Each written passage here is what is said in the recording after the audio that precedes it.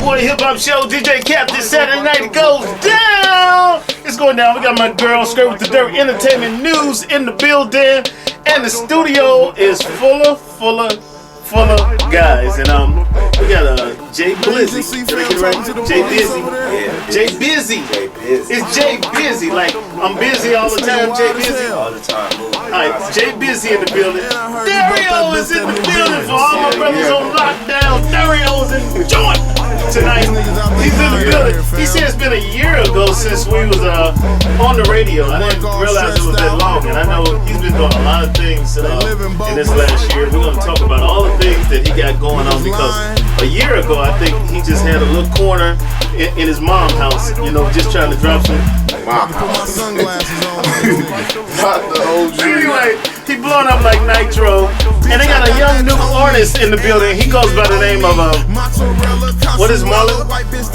Marley. Okay, Marley laid back over there, right? I ain't gonna tell you why. But anyway, Marley is in the building, and also we got 250 in the building. And right now, without any further ado, we're gonna bring the man that you haven't seen in a minute, but you have been hearing. Come to the stage right now. He got his model look. He got the new glasses. 250. What's up, dog? Alright, 250.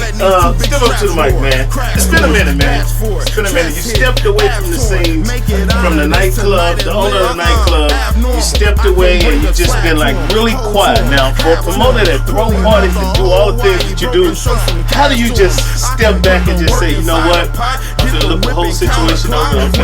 But you haven't really stepped back. You just went in the scenes and you've been working with music and the whole video thing, right? Yeah. Let's find out what's been cracking with you, man. You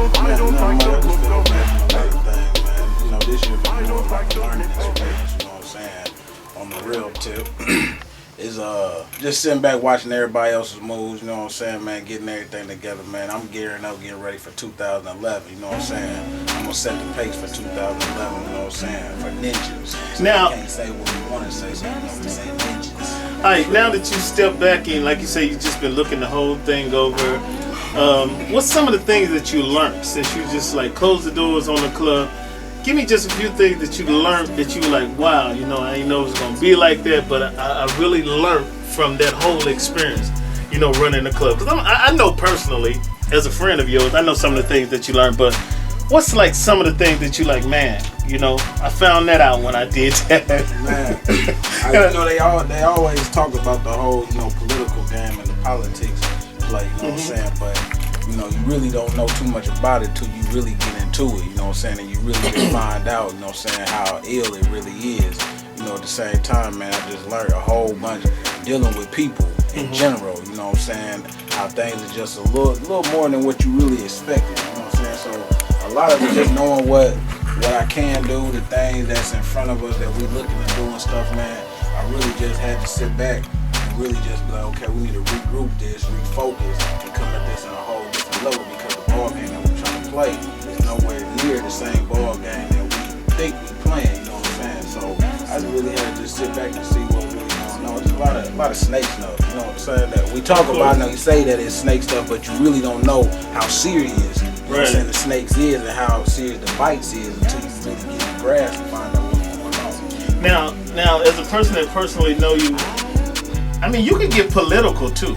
You know, a lot of people can catch you the wrong way and look at one side and be like, that's 250, you know, he's street. You keep it street, but you can flip it over and be political and let people know really where you're coming from. And is that a side that you kind of hide, or is it just, it's a time for everything? I think it's a time for everything, but at the same time, man, you know, some people, they call it my bipolar act. You know what I'm saying? They say, you know, 1 minute I'm this, the next minute I just flip, you know what I'm saying, over. But I look at it more of, you know, regardless if I'm doing music, if I'm doing the club business, throwing parties or whatnot, you know, there's no reason why me as an individual that I can't speak on problems, you know, in our community, in our neighborhood, in the ghettos, in the streets, you know what I'm saying, with our race and everything. You know, so there's no reason why I can't speak on that, you see what I'm saying? You know, a lot of people not speaking up on it, so, you know, I look at it like we need to speak on it. I like to say the things that people, you know, scared to say or don't want to say, you know what I'm saying? So, you know, I can get right up in there with the politics with them as well, you know what I'm saying? We just play hard ball, though, you know what I'm saying? So, you know, it's just a whole different ball game. You know, one thing, but you know, they call my bipolar act, so that's what they call it. I just switch up and go bipolar. All right, well, let's talk about some of the future things that you're working on right now. Of course, you had the single out while the club was jumping. You had a single out, which shocked a lot of people. The bipolar rap record that you put out, people didn't know that side of you either. You came to the rap thing. Tell us about some of the things that you've been working on behind the scenes for the people that are like, I haven't seen 250 in a minute. Let's let the people know now some of the things that you've been working on. Man, we 250 and B&B, we working on a collabo project. You know we got something serious and we know we got something that's special. We just trying to make sure that we go about it the right way the first time. You know, we're trying to do things more from an independent standpoint than, you know, trying to do stuff on a major scale, whatever. It still can be made, but, you know, we want to control our own moves, make our own calls, you know, make our own money. You know, so we working on that, man. We working on, I mean, you got the video. The club scene is still coming back. You know, it ain't over with. You know, I'm just sitting back and letting some people, you know, get theirs in for the moment, but, you know, definitely coming back with that, you know what I'm saying? So, all right, let me ask you this, and I know this is personal, because, I mean, me and you have chatted one-on-one. Yeah. You dealt with a rapper in Memphis that you put a lot of time, a lot of effort in, and a lot of money in. Now, when it comes to dealing with other producers and friends here, like you getting into the video game and all of that, how do you get back into business like this after getting hurt? Because I know you got hurt and damaged on the last situation with the other rapper that you dealt with. So stepping back into the game, dealing with new rappers and new visions and all that, how do you approach the game now? Man, now I know that, you know, like I said, go back to a learning process again. You know, people like yourself will always say, man, you know, it's business. You know, with being young like we are, we hear what you're saying, but we really don't completely understand what you're saying until, you know what I'm saying, we get damaged by it. So, you know, coming back into it, you know, it's strictly a business process, you know what I'm saying? All the personal stuff and everything basically we got is about business. It's about doing what we need to do. At the same time, you know, I had to just let a lot of stuff just get past, and I had to get away from a lot of things, because when you coming from where we come from, and you from Springfield, you go to big cities and you got the opportunity and being on the stage that I was able to be on, you know, that's something that's real big. You see what I'm saying? So the bounce back on it was really tougher than what I expected, really what people thought about it. You know, you look at it as just two men and whatever else, and like, you know, chop it up, like, man, that's just what it is. But when you in that music business, you know what I'm saying, there's a certain bond coming with that, and like you said, that money thing and all that stuff, you know, this you know, when you live in this, you know what I'm saying, that is very serious, you know what I'm saying? I always tell artists that all the time when I'm talking to them, even like with Marley and Letharrio, you know what I'm saying?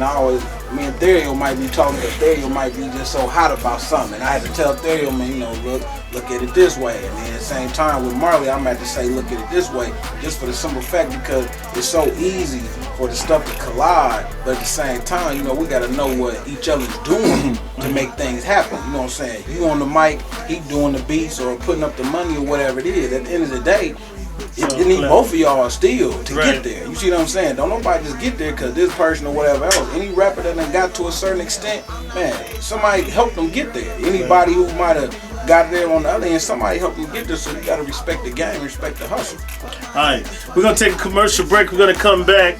We still got Letharrio in the building, 250. We had to get it out with 250. And we could be here all night with 250 because, I mean, it's a lot to talk about. But we just wanted to let the people know where you was and what you was trying to do and where you headed and what are some of the things that's coming up. Hey, something I want to tell you before you cut the thing off. Oh, we coming back. We coming back. We ain't gone. I gotta get that in. Keep it locked right here. We'll be right back. We got some more with 250.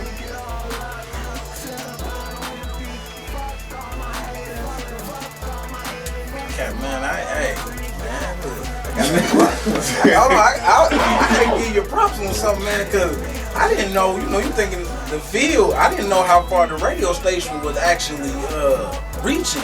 as far as, you know what I'm saying, like with them prisons and stuff like that. Oh yeah, man. You look at like the county. You know, I'm thinking I thought it was just like the county that really was getting. I didn't know the penitentiaries was getting that. You know what I'm saying? Yeah, I was down there. It was kicking in a little bit. And you know, we'll talk about that. You'll go crazy. We'll talk about that. Man, I'm talking about. There, you'll go crazy. That's all. Crazy when I heard people on there. It was like, man, I heard I was locked up in so whatever. I'm like, what?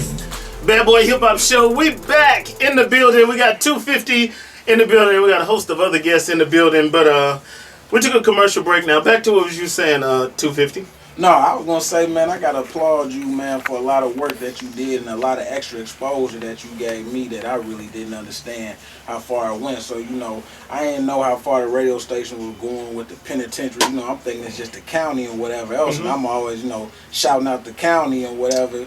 But at the same time, I didn't know it was going all the way down to, you know, the penitentiaries outside of there and whatever else. You know, a lot of people was hitting me on Facebook and just coming up to me and like, man, I'm hearing you on the radio, blah, blah, been hearing y'all doing big things, whatever. And they be like, man, I heard you down in so-and-so joint. I'm like, you know, I didn't even know the radio station was going that far, you know what I'm saying? So, you know, now I just want to make sure it gets shouts out to everybody, you know what I'm saying, that's locked up and everything, man. Remember motivation, man. Keep your head up no matter how you look at it. You see what I'm saying? It's mind first and mental battle. You know what I'm talking about, man. So, you know, I just want to give shouts out to everybody that's locked down in any form or fashion, man. For sure. And before we get out of here, we're going to give everybody the opportunity to do that shout out because it's very, very big in the market. We haven't did it in a minute. A lot of people upset about that.